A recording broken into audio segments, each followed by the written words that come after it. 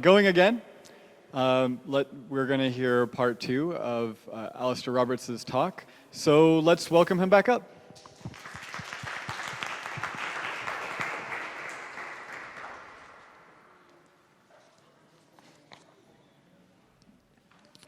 You may have been wondering why in a Theopolis-sponsored talk you see so little about Scripture in that first session. Well, that's going to be rectified a bit in this one. The fact that so much of the fundamental teaching on the subject of sexual difference and the sexes is to be found in the first 3 chapters of the Bible is itself an initial indication of just how deeply embedded sexual difference is within the scriptural narrative, and how any theology that faithfully arises from it must develop from the very outset of Scripture.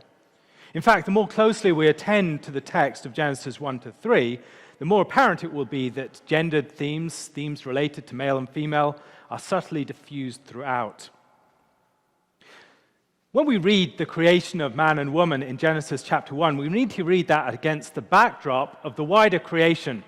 Male and female are created against the story of God's creation of the world more generally. In 6 days, God creates, structures, names, establishes generation, fills, and delegates rule over the heavens and the earth. And those 6 days naturally divide into 2 halves, with the first 3 days and the second 3 days each involving different sorts of tasks while corresponding to each other in their sequence. Days 1 to 3 are days of structuring, division, naming, and taming. These creation days address the first problem with the original creation. If you read the description of the original creation, it says the earth was formless and void, and darkness was over the face of the deep.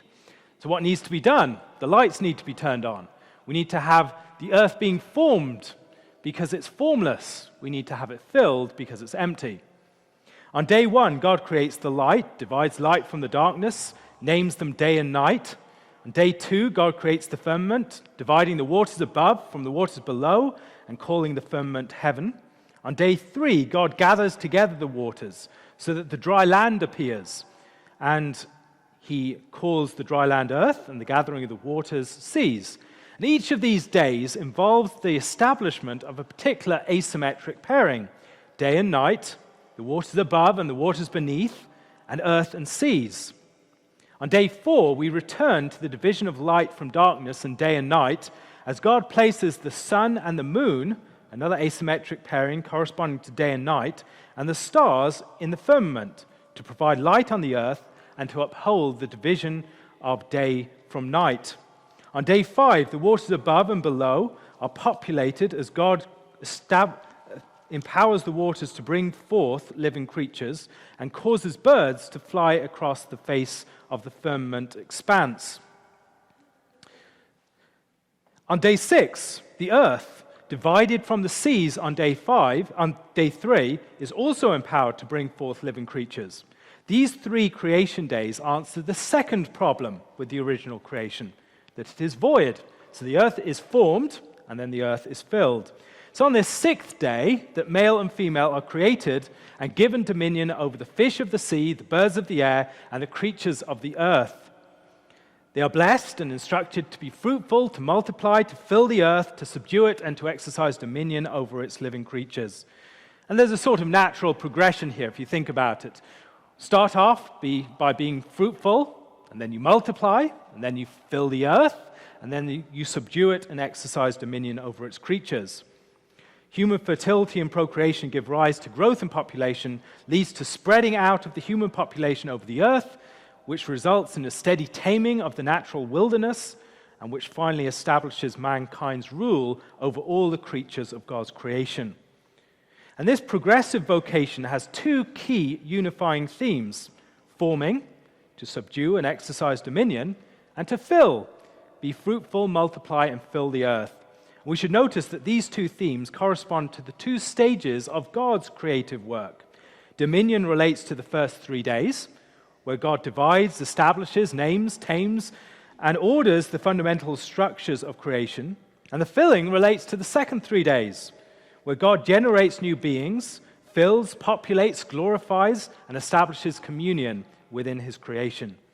So we find an initial indication here that mankind has a vocation within the world to reflect, to continue, and to extend God's own creative rule of Genesis chapter 1. So a few more general things to notice here beyond that. First of all, time is very important.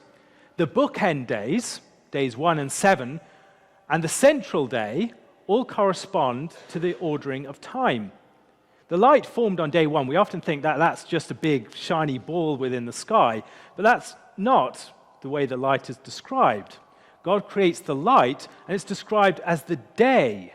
It's a period of time primarily, not just an object. So God is, as it were, striking up a beat in the original creation. Day, night, evening, morning. And then you have that developed in different ways throughout the story as there is a richer form of temporal order established on day 4 with the sun, moon, and stars in the heavens to rule the day and the night. And on day 7, the day pattern becomes a week pattern as there's a day of rest added to the rest of the 6 days. Second, the great asymmetric pairings that we see, earth and seas, waters above, waters beneath, day and night, they're not antagonistic dichotomies, but they're pairs whose 2 terms are interlocked yet distinct, representing a comprehensive division of the creative order as one of interplay between 2 elements. The cosmic order of Scripture is rhythmic and played out in beautiful cycles and alternations, inhaling and exhaling, the opening and closing of the flower, humidity and dryness, expansion and contraction, the movement of the seasons, etc. More generally, the creation is a great and life-filled dance of numerous interacting partners, flowers opening their face to meet the sun, following its circuit across the firmament with rapt attention, birds migrating to warmer climes for the winter, the seasonal raiment of the great forest, the diurnal and nocturnal rhythms of the animals that populate a habitat, the murmuration of the vast flock of starlings, the orbits of distant planets in the heavens, the rise and fall of the tide with the moon, the water cycle, the changing course of rivers, clouds scudding upon the wind, the sunlight scintillating on the lake, or our breathing and the beating of our hearts. These are temporal patterns. It's a great dance that's being played out in creation. And we tend to think about the world as just this space that's filled with objects. But the world, as described in Scripture, is a great and beautiful location of dancing objects in unison and acting together in different ways, and the beauty that's seen in the relations between them. Third, the poetic literary structure of the creation account is necessary to advancing the cosmological vision of a meaning-laden and closely choreographed world. Created entities aren't merely detached material objects, but are bound up together in a vast and beautiful lattice work of symbolism. They have their relative places and stations, and within these they often bear analogies to higher realities. So the sun, moon, and stars are connected to the light on the first day, and the light on the first day is connected to the light of God's presence. And that's connected to the fact that God is promising an eternal day in the future. So all of these things are symbolically connected in a larger picture. Fourth, creation is declared good in its rich variety and very good in its integrated unity. So there are many different parts that God creates, and he says that they are good, just as single objects or single parts of the creation. And then he steps back and sees the whole canvas and declares it's very good, not just in these single parts, but in how they all fit together. Created beings are good and beautiful in themselves, and not merely means for mankind's ends. We often think, what is the purpose of the animals? Are they just there for mankind to eat and to use for resources? No, they're good things in themselves, and they're supposed to be celebrated and protected and valued for how beautiful and good they are, even apart from their use. God delights in a beautiful and proliferating yet well-ordered variety and difference, and calls us to share in his pleasure. the vast company of created beings, is bound together by the multifaceted order of the wider creation in which its members are placed. Fifth, the created world is a commons to be shared between diverse beings with their overlapping claims upon it. So God says that all the fruit and the trees and all these things have been given to mankind for food. He says the same thing to the animals. We have to share these things. They belong to all of us. No creature has absolute title to the creation, but must accommodate itself to the claims of other creatures, aware of their diverse needs, creating space for them.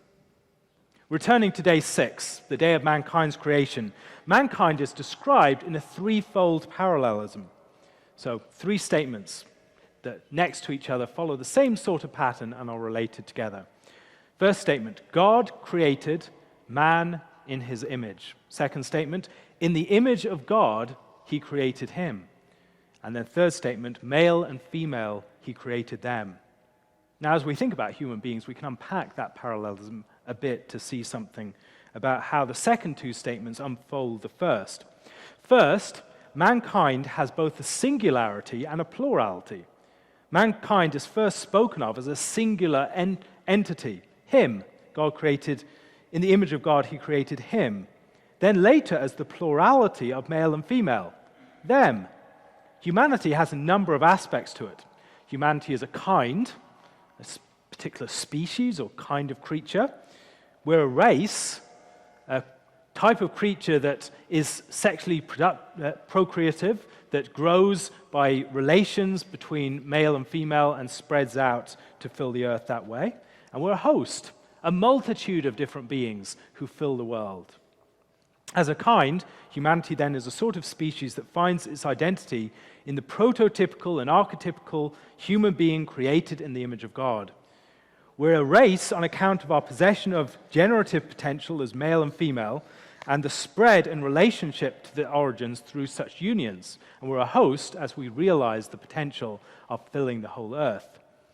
Second, there's widespread agreement among biblical scholars that the concept of the image of God in Genesis refers to a royal office or vocation that humanity enjoys within the world, as the administrator and the symbol of God's rule. The image of God is primarily focused upon the dominion dimension of mankind's vocation.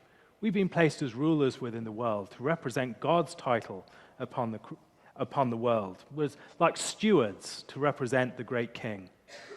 Third, sexual difference is the one difference within humanity that is accorded prominence in the creation narrative. This significance is not merely that it gestures towards the generic plurality of humanity, as if it were akin to saying God created man and male and female in his image, short and tall. He created people who have different skin colors. He created people who have all these different interests, different personality types. No, there are many differences between different types of human beings, but there's only one difference that we find here, and that's the difference between male and female. The significance then is not merely generic difference, but that male and femaleness is what renders us a race and establishes the primary bonds of our natural relations and the source of our given identities. There is no humanity that is not male or female, that does not have that generative and symbolic union at its very heart. We have been empowered as male and female to bring forth new images of God and of ourselves. Think about Genesis 5, verse 3, that God has created man in his image and likeness, and Adam has a son in his image and likeness. The relationship between male and female is an image-making context, not just being images, but making new images. We're ordered towards each other in a much deeper way than just as individual members of a host. The fourth thing to notice is that male and female establishes a fundamental distinction at the heart of humanity. We are either male or female. A disjunction is not merely a division or separation, as if we have one element over here, never the twain shall meet. It binds its terms together. It entwines their identities in the establishment of distinct poles. So in contrast to the sterile difference of division and separation, the space between such terms is a charged one, and their meaning is discovered in the realm of their interplay. So if you think about the relationship between musical notes are not just one tone over here, one tone over here, but it's the way that the tones are related, that as they become part of something greater that brings the two of them together, they find their meaning in that realm. And in the same way, male and female is a disjunction that is not just a separation or division of humanity into two camps. It's a generative union that has a beauty in that connection of disjunctive elements. Understanding such a difference requires almost an aesthetic mode of perception, a way of perceiving it as a form of beauty. The disjunction of sexuate existence means that we cannot perceive human life rightly without perceiving something beautiful at its heart. So I'm here giving a talk on sex in Scripture, and in some ways it's not the best way to encounter that reality. When we have the reality of sexual difference described in Scripture, it's described best in something like Song of Songs, in a song, in a piece of literary art. Humanity may be measured most effectively in the eloquence of poetry and the joy of song, in the vitality of dance, through the skill of the tailor and with the perceptive eye of the painter or the photographer. Perhaps few things betray our cultural misperception of humanity than the ugliness of so much of our art and the resistance to or defacing of the beauty of sexual difference within it. The fact that we believe that what it means to be male or female, or what the meaning of sex is revealed most in turgid prose of some sort of gender theory, rather than in terms of the beauty of art and song. There's something about the way that we view the world that's betrayed there. And in Genesis, I think it's encouraging us to look at the beauty of reality and the way it interplays, and find there an understanding of what it means to be male and female. The final thing to notice is that creating man as male and female is itself a forming and filling act with regard to the human race. Male and female in the image of God is the standard unit from which the whole system by which humanity is measured is to be derived. And we tend to we think the standard unit of humanity is the detached individual. But in Scripture, it's male and female in the image of God. This is the germ of social formation, and it's the engine of social filling. As regards form, it establishes the pattern of humanity as one of disjunction, as one characterized by two distinct forms in inseparable and dynamic interrelation. Humanity isn't just an undifferentiated mass of individuals, lots and lots and lots and lots of people. It contains two distinct families of humanity in connection with each other. These families are like magnetic polarities, and human existence is lived out in the charged realm of their dynamic interplay. Male and female is also the source of social structure as the core of the family. Male and female structures time, too, as the gift of their bodies to each other generates the human temporal movement from generation to generation, which is the next great human distinction between the generations. Genesis presents this reality as the core reality of human society. Whether or not we have children of our own, we are inescapably implicated and active within this generational movement. For instance, the concept of tradition is based around such a vision of society. Tradition is not just the idea of things passing in this unbroken span of time. Tradition, the very word, suggests the passing on of something. It's the transition from one generation to another, and as they pass on what has been given to them by people before, it's a generational movement. By the end of Genesis 1, then, there are already a number of key terms, patterns, and distinctions in play. In subsequent chapters, these are given clearer shape as they are unpacked and developed. So Genesis 2 contains a microcosmic.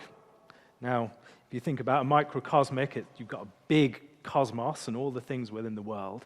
And microcosm is kind of putting it down into a small model of the whole. It's the model of the building that's about to be built. And you can see on a very small scale what the larger building will look like, or representing some great ship, for instance, that's been built in a model that helps you to see all the different parts. Genesis 2 then contains a microcosmic recapitulation, or playing out again, of the great creation narrative of chapter 1. Verse 4 begins a new section of the Genesis account, what many have termed a second creation account. But these accounts aren't separate from each other. In many ways, it's like the difference between satellite view and street view. It's a view that you have the great vast scope of a neighborhood from above, or maybe the whole of the globe, and then that vision from the rooted location on the ground, where you can see these objects directly in front of you. The account is often presented as if it were an alternative creation account to the first, but there are close relationships between the two, and you can see the way the same pattern is playing out again. There's a sort of initial situation. In chapter 1, the creation of the heaven and the earth is introduced by the fact that the earth is formless and void and darkness is over the face of the deep. Now in chapter 2, the second creation account is introduced with there's no mature plants, herbs and rain. The earth is originally irrigated by groundwaters that come up and cover the whole face of the earth. And that's similar to the situation of the first creation account, where the whole face of the earth is covered with a vast deep.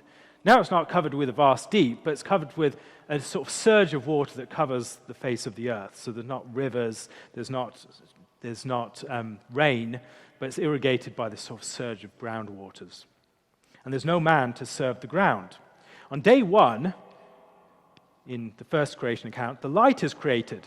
In the second one, the man is created from the Adam is created from the Adamah, the ground, the earth, to serve as a sort of light to give God's light in the world. Day 2, the firmament is created, dividing heaven from earth.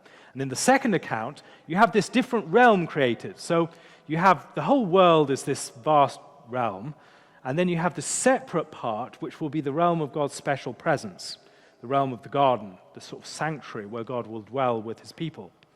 Day 3, the firmament, or the day 3, the groundwaters, formerly spreading indiscriminately over the whole face of the earth, are now gathered together in rivers that flow out and give names to all these different lands. Like the earth was divided from the seas on day 3, now you have the division of the land with all these different things.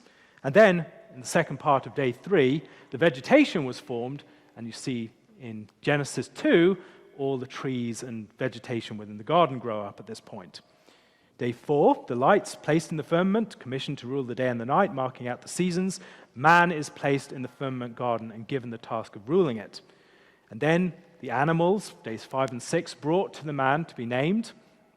And as a special act of distinct creation, the woman is formed. In the same way as there's a special act of distinct creation on day 6, the second part of that. And then day 7, God rested from his labors, and man and woman rest together, naked and unashamed in the garden, in union with each other. So the Garden of Eden is a significant realm. It's playing out the same pattern as we see in Genesis 1, but on a microcosmic scale. And it's seen also as a sort of sanctuary, a realm where God dwells with his people, interacts with his people. God has a special presence there, and he places the man and the woman in the garden to manage that realm. And it's like a sanctuary, it's like a tabernacle or temple location. And the same words are used for the way that the man is placed in the garden. He's told to guard and to serve the garden. Those are the same words that are used of the job of the Levites and the priests. They were supposed to manage the realm of the sanctuary in exactly the same way. The garden is the site of holy food, some of which is forbidden. The garden is a place where laws need to be upheld. And the man is given specific commandments to uphold that law in the Garden of Eden. Now, whereas Genesis 1 focuses upon the creation, commissioning, and blessing of mankind in general and undifferentiated fashion, Genesis 2, the more determinate and differentiated shape that this takes, starts to come into view. It's the street view, then, to Genesis 1's satellite view.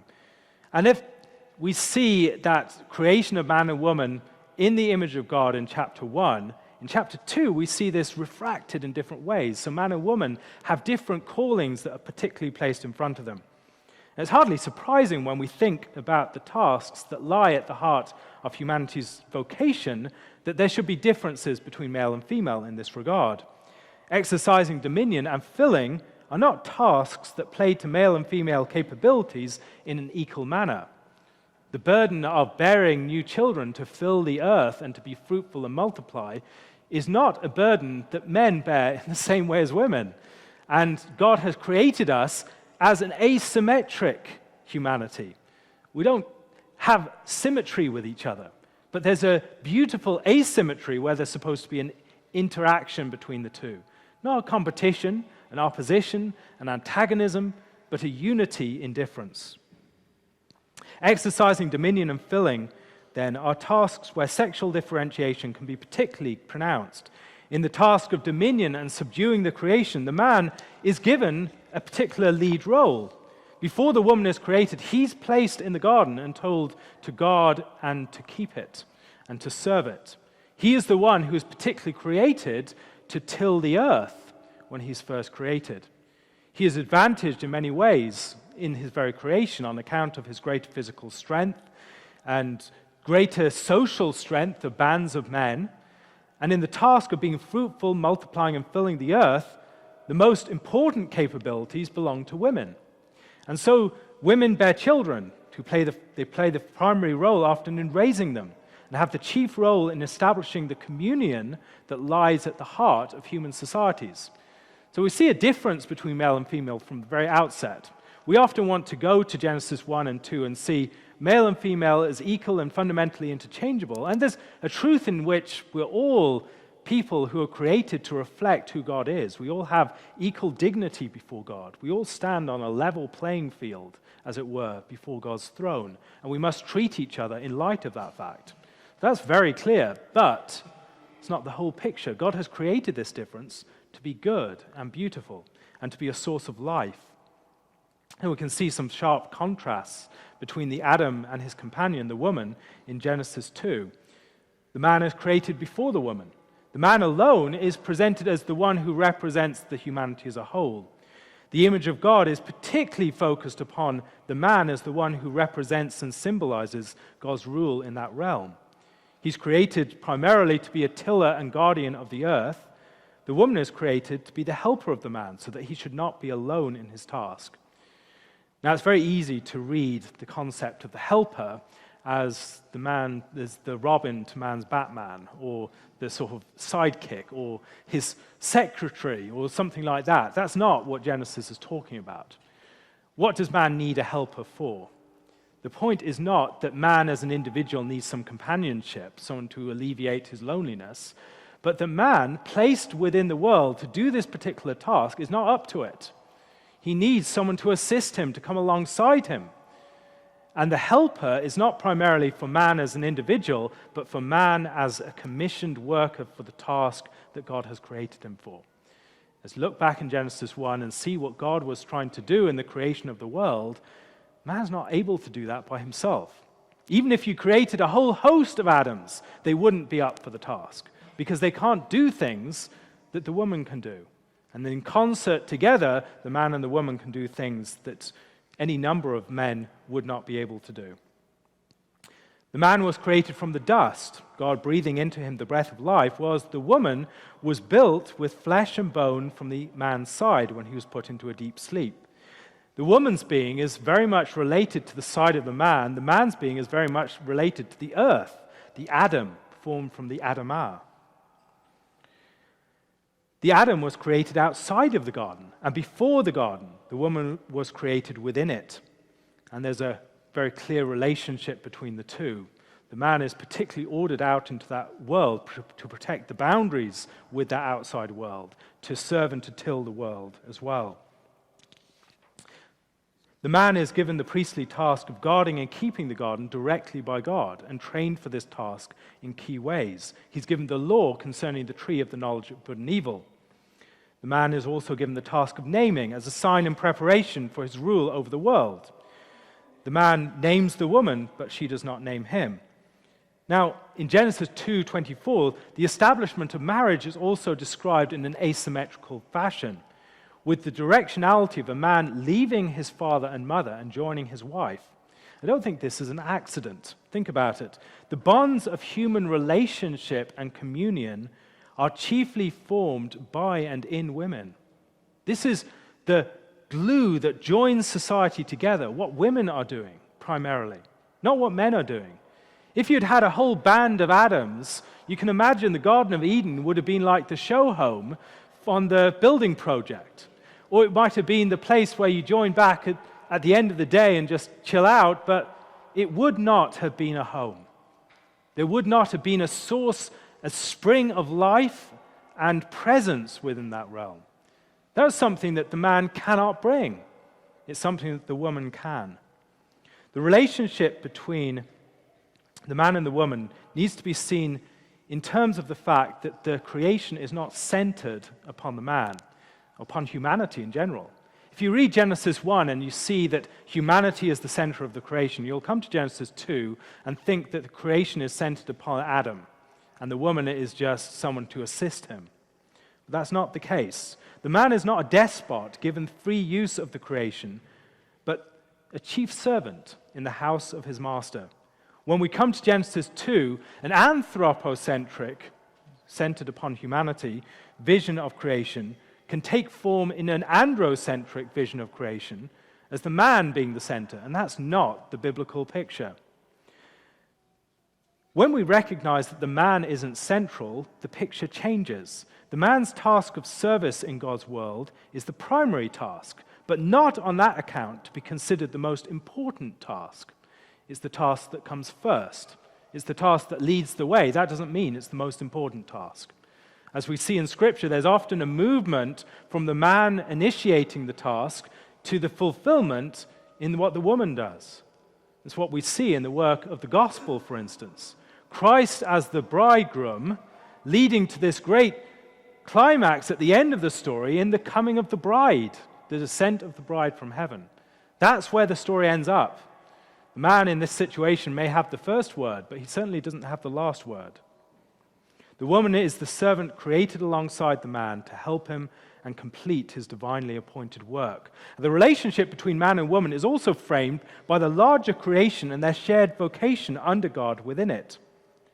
We tend to frame our discussions of man and woman in terms of the binary face-to-face relationship of marriage. That's not actually what we find in Genesis. Marriage is created for the purpose of the larger work of the creation. The man and the woman are created so that they might transform the world as God's servants. In Genesis 2, the task of the man is primarily directed outward into the world. Again, when we think about headship, this is something we need to bear in mind. People can often think about headship in the context of marriage as primarily the man exercising headship over the woman. That's not actually what headship looks like in the Bible.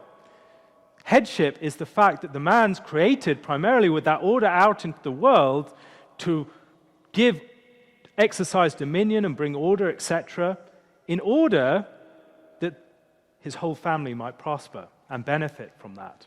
Think about the headship of Christ as described in somewhere like Ephesians, which leads to Ephesians 5, which talks about man and woman.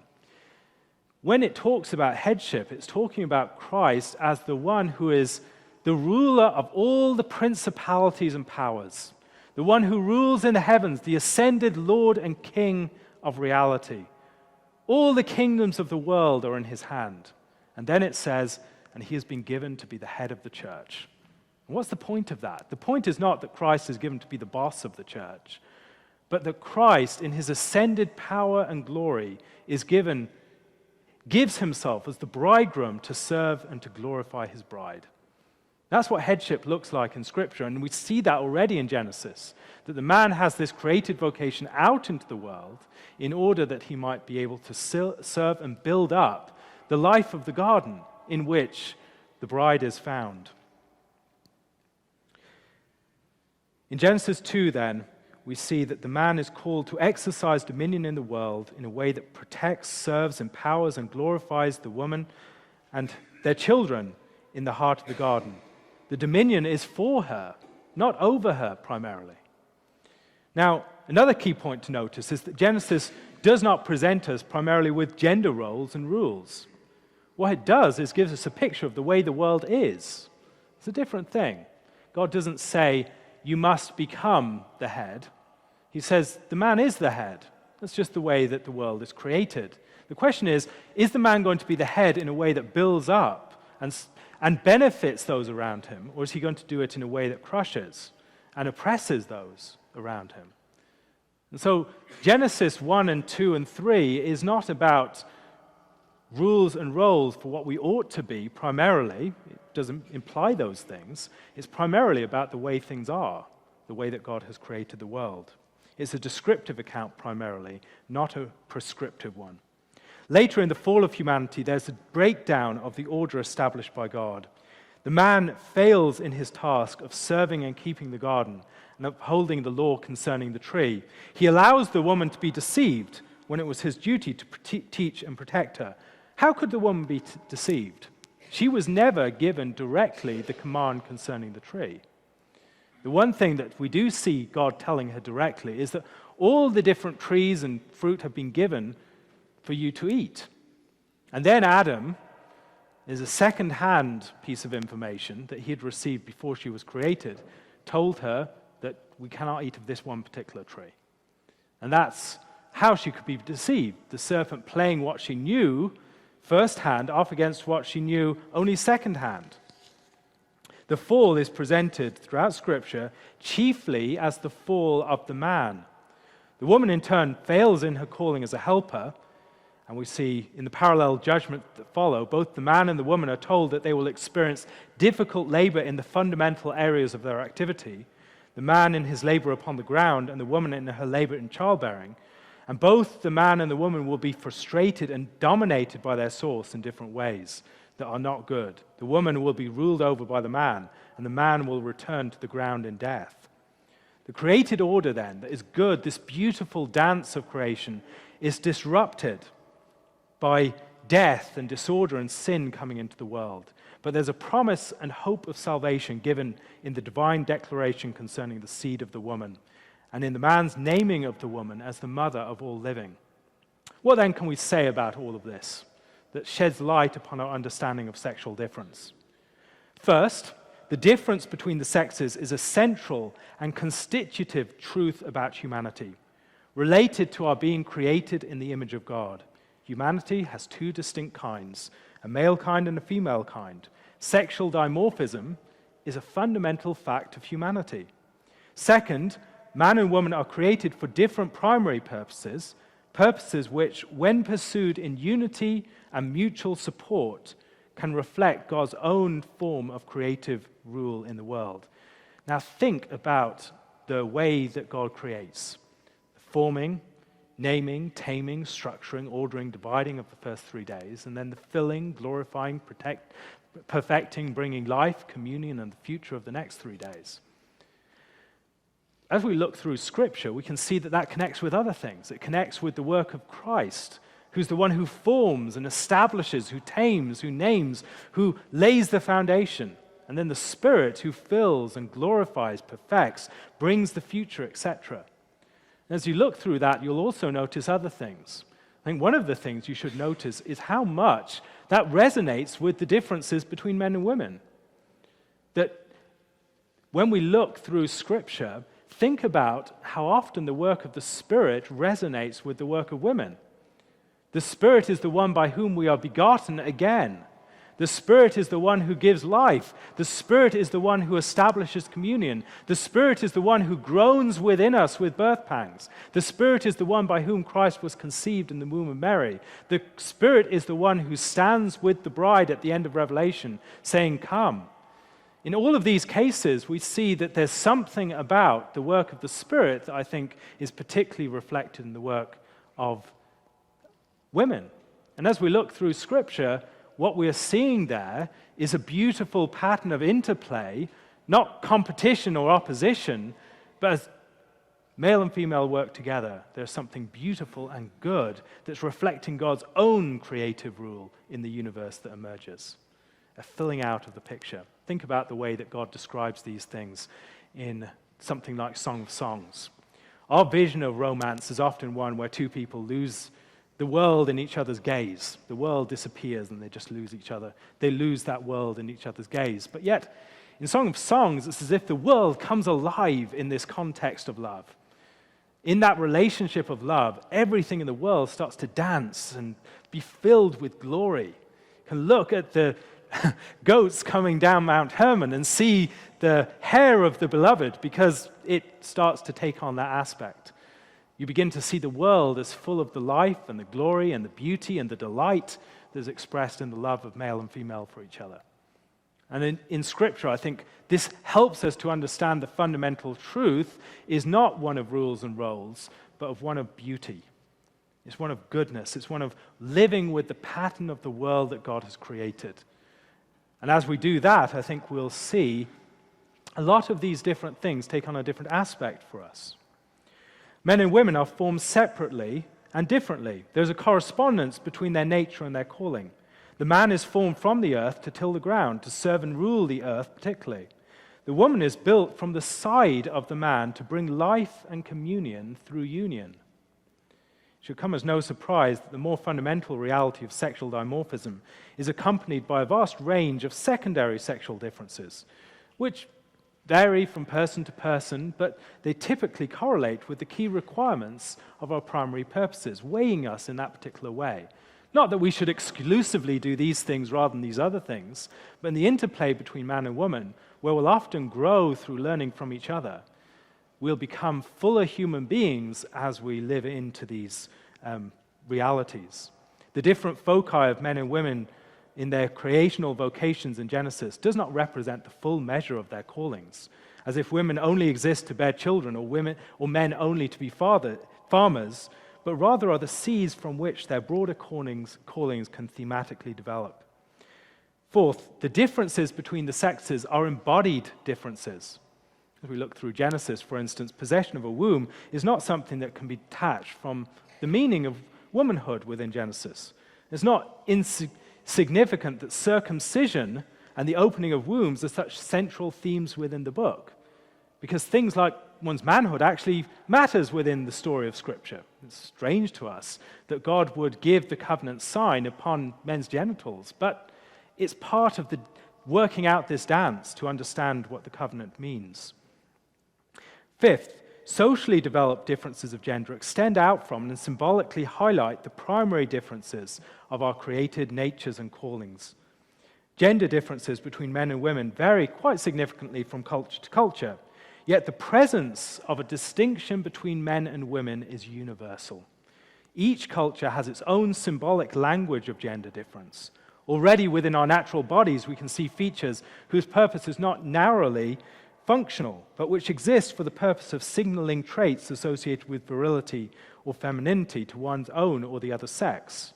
You can think about beards or particular wearing of longer hair or women's curves. All these things are features that are considerably more expressive of sexual difference than in other species of creatures.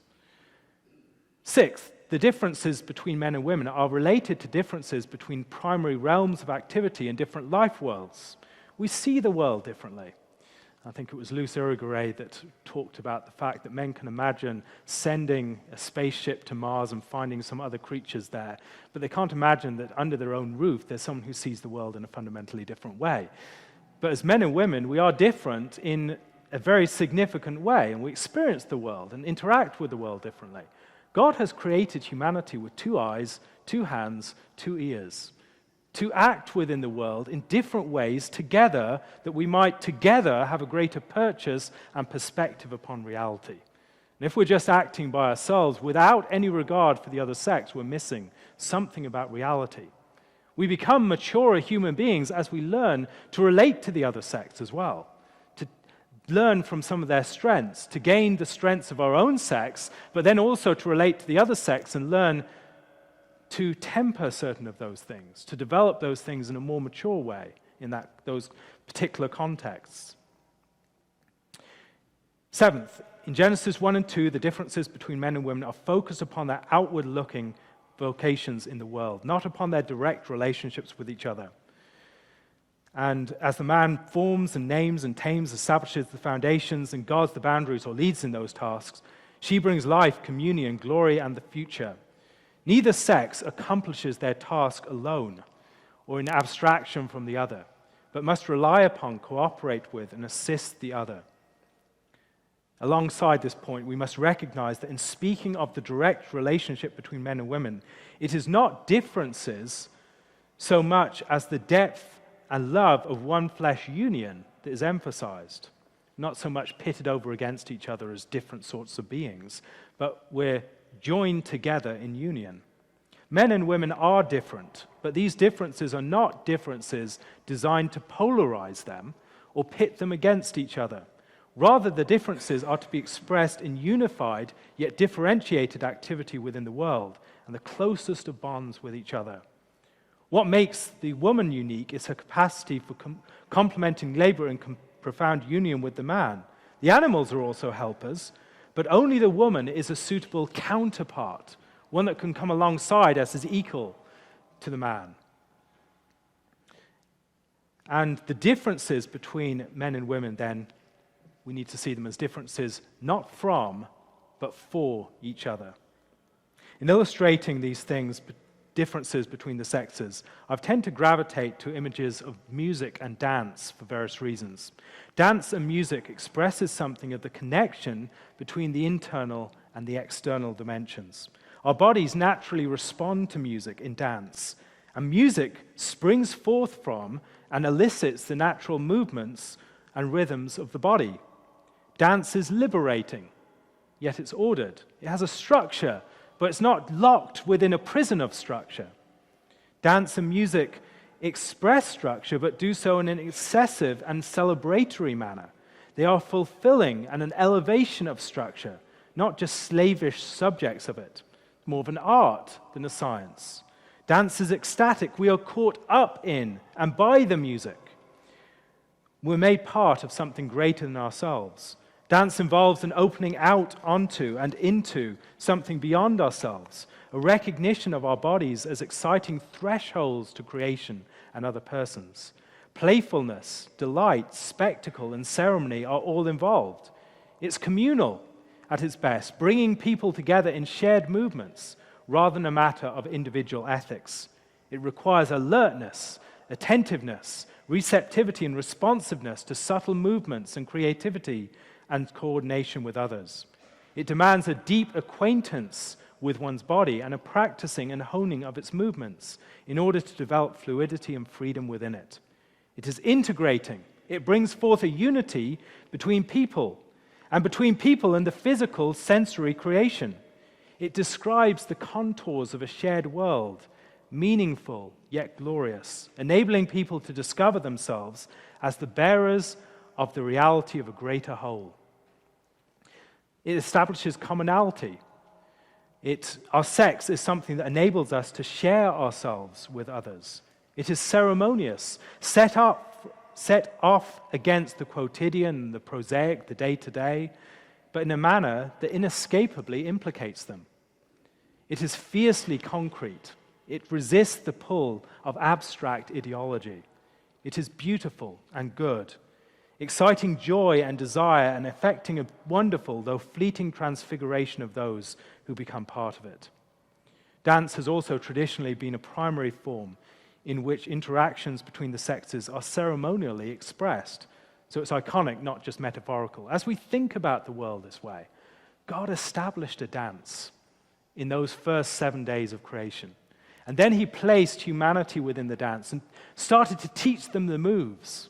And as we grow as a society, each society has its own way of dancing out these differences, fundamentally rooted, ideally, within the same reality that God has created. And as we experience God's world as a realm of delight and growth and beauty, not primarily as a realm of rules and roles, but of understanding how to be more fully what God has created us to be, I think we'll have a clear understanding of what Genesis 1-3 teaches us about the theology of the sexes. Thank you.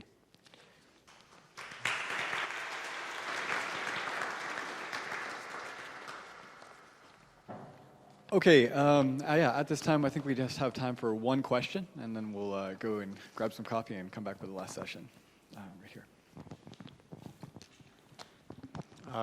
First, I want to say thank you very much. I really appreciate all you had to say. This is a question. A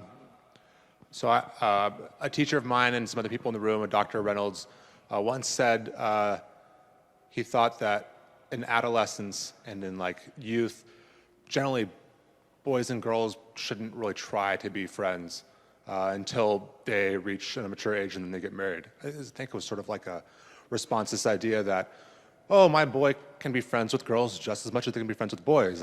They can all be friends with each other. I mean, there should be no real difference.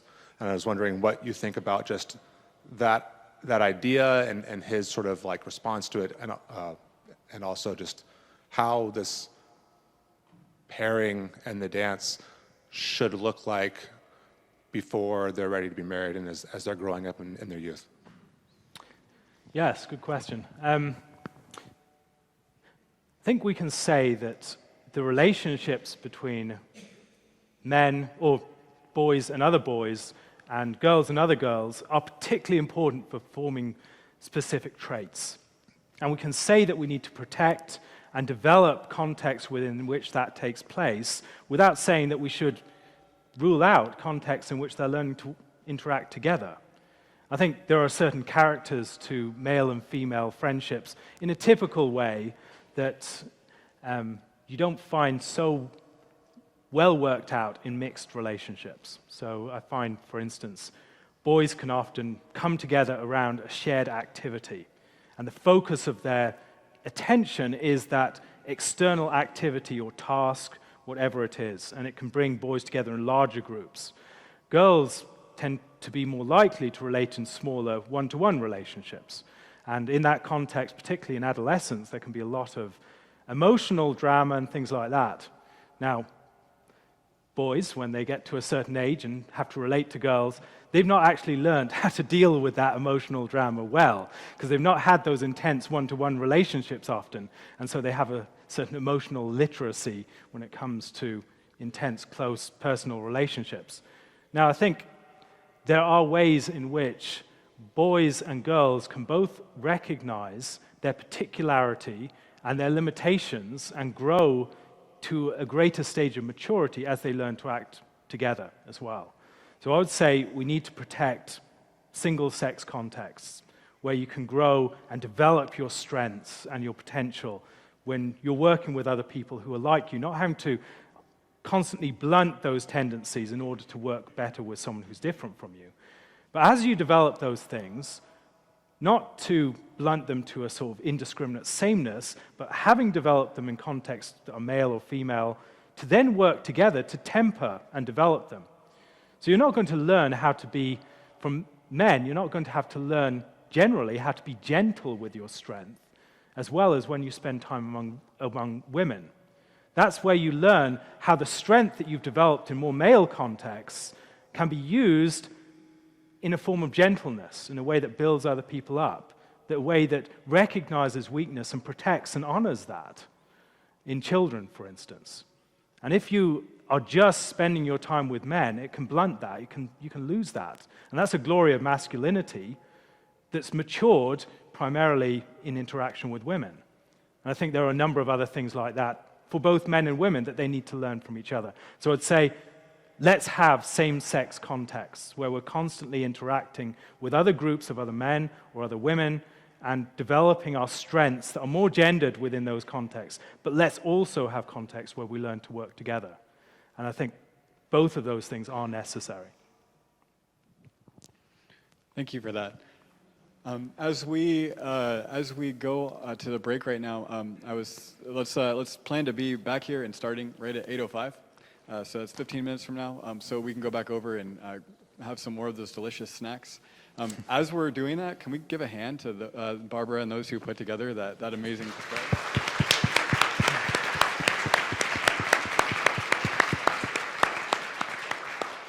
All right, let's be back here and starting at 8:05. So be back here a couple minutes before that.